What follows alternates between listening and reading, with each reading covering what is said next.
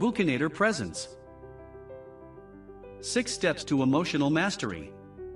I found that whenever I feel a painful emotion, there are 6 steps I can take very quickly to break my limiting patterns, find the benefit of that emotion, and set myself up so that in the future I can get the lesson from the emotion and eliminate the pain more quickly. Let's examine them briefly. Step 1. Identify what you're really feeling. So often people feel so overloaded they don't even know what they're feeling. All they know is that they're being attacked by all these negative emotions and feelings. Instead of feeling overloaded, step back for a moment and ask yourself, what am I really feeling right now? If you think at first, I'm feeling angry, begin to ask yourself, am I really feeling angry? Or is it something else? Maybe what I'm really feeling is hurt. Or I feel like I've lost out on something. Realize that a feeling of hurt or a feeling of loss is not as intense as the feeling of anger. Just in taking a moment to identify what you're really feeling and beginning to question your emotions, you may be able to lower the emotional intensity you're experiencing, and therefore deal with the situation much more quickly and easily. If, for example, you say, right now I feel rejected, you might ask yourself, am I feeling rejected, or am I feeling a sense of separation from a person I love? Am I feeling rejected, or am I feeling disappointed? Am I feeling rejected, or am I feeling a little uncomfortable? Remember the power of transformational vocabulary to immediately lower your intensity. Again, as you identify what you're really feeling, you can lower the intensity even more, which makes it much easier to learn from the emotion. Step 2. Acknowledge and appreciate your emotions, knowing they support you. You never want to make your emotions wrong. The idea that anything you feel is wrong is a great way to destroy honest communication with yourself as well as with others. Be thankful that there's a part of your brain that is sending you a signal of support, a call to action to make a change in either your perception of some aspect of your life or in your actions. If you're willing to trust your emotions, knowing that even though you don't understand them at the moment, each and every one you experience is there to support you in making a positive change, you will immediately stop the war you once had with yourself. Instead, you'll feel yourself moving towards simple solutions. Making an emotion wrong will rarely cause it to become less intense. Whatever you resist tends to persist. Cultivate the feeling of appreciation for all emotions, and like a child that needs attention, you'll find your emotions calming down almost immediately. Step 3. Get curious about the message this emotion is offering you. Remember the power of changing emotional states? If you put yourself in a state of mind where you truly are feeling curious about learning something, this is an immediate pattern. Interrupt to any emotion and enables you to learn a great deal about yourself. Getting curious helps you master your emotion, solve the challenge, and prevent the same problem from occurring in the future. As you begin to feel the emotion, get curious about what it really has to offer you. What do you need to do right now to make things better? If you're feeling lonely, for example, get curious and ask, is it possible that I'm just misinterpreting the situation to mean that I'm alone, when in reality I have all kinds of friends? If I just let them know I want to visit with them, wouldn't they love to visit with me as well? Is my loneliness giving me a message that I need to take action, reach out more and connect with people?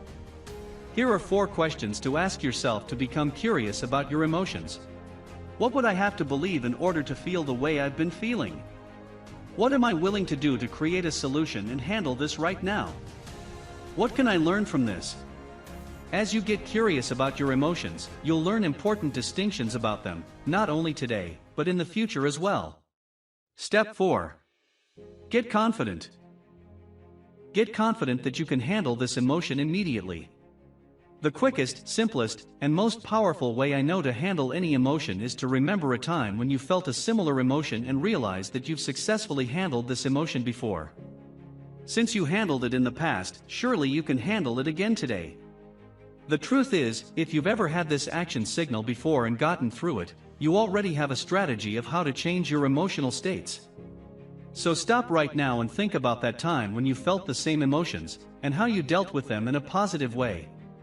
Use this as the role model or checklist for what you can do right now to change how you feel. What did you do back then? Did you change what you were focusing on, the questions you asked yourself, your perceptions? Or did you take some kind of new action? Decide to do the same right now, with the confidence that it will work just as it did before.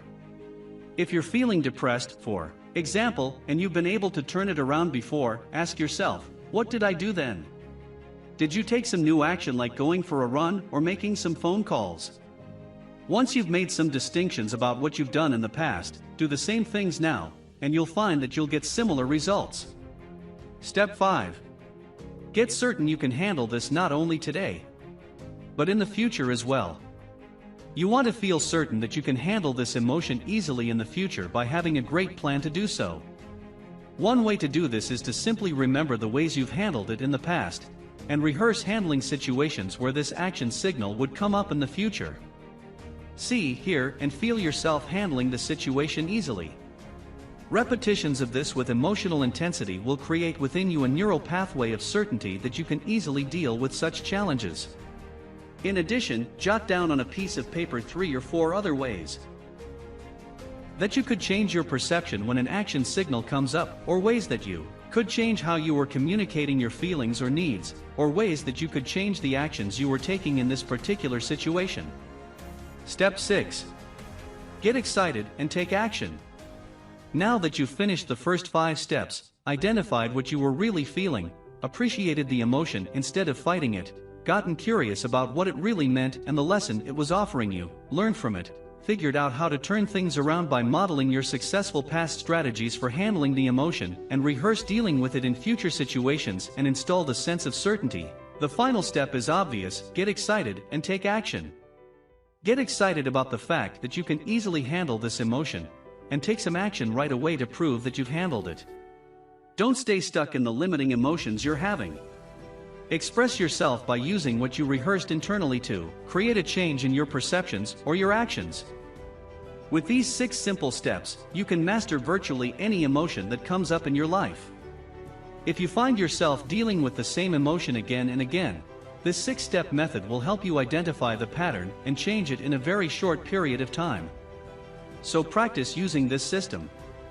Remember, the best time to handle an emotion is when you first begin to feel it. It's much more difficult to interrupt an emotional pattern once it's full-blown. My philosophy is, kill the monster while it's little. Use this system quickly, as soon as the action signal makes itself known, and you'll find yourself being able to quickly handle virtually any emotion. I hope you learned something from this video. Until next time, success!